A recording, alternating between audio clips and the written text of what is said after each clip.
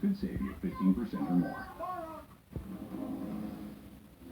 School's getting back in session, so here's a quick math lesson. Right now we've got 43 million Americans with $1.3 trillion in student debt.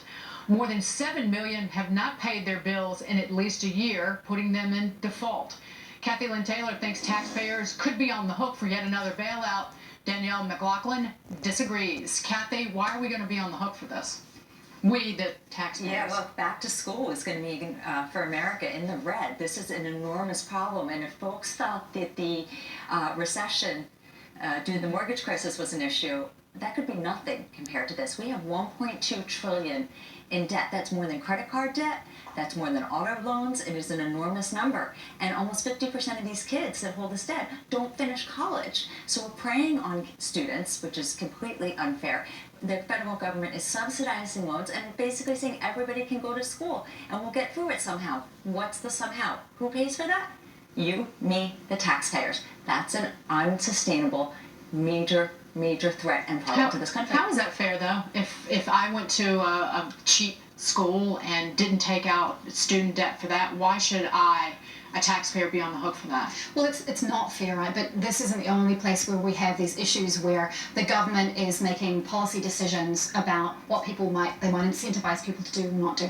I agree we have huge problems with the debt as it is outstanding. And I think we've seen bipartisan support actually for what we're going to do about refinancing at different lower loan rates, some element of forgiveness, or as Marco Rubio has said, some sort of proportion of your payment of your your income. So 10% of your income automatically goes. I think it's not right, but we see this with mortgage interest, for example. The government allows us to deduct our mortgage interest because it wants to encourage this kind of behavior. And frankly, higher education is a very important priority for this country. But it's the government involvement in the loan business in and of itself. I think that 1 out of 6 U.S. adults have some sort of government-backed debt.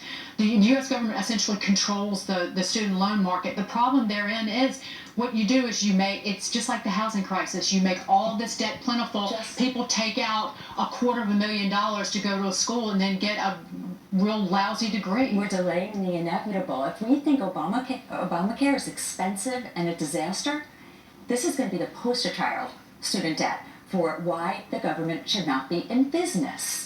Right? And not everybody can go to the same kind of college, the same kind of school. We're setting people up not for success, but for disaster, instead of coming up with different options and better standards. Really, at the end of the day, this comes down to standards. We let go of our standards as a country for housing lending. We're letting go of our standards in terms of who we underwrite loans to and how we subsidize and how we look at repayment and refinancing, lower rates, deferrals. That just delays. That's a Band-Aid. People want forgiveness, and then that basically... Who doesn't? I want it too. But that relieves them of their personal responsibility for taking the loan out in the first place. No, absolutely. And I'm an advocate for a personal responsibility. I know that you think probably many Democrats aren't. But the problem is we have a problem. And the real question is, what are we going to do about it? So refinancing at 2% instead of 8%, that makes an enormous difference in terms of bringing down the 6% differential. Well, so here's the thing. It's a risk pool. It's high interest rates because we have so many defaults. If we bring down the interest rate, we will have fewer defaults, more people will pay,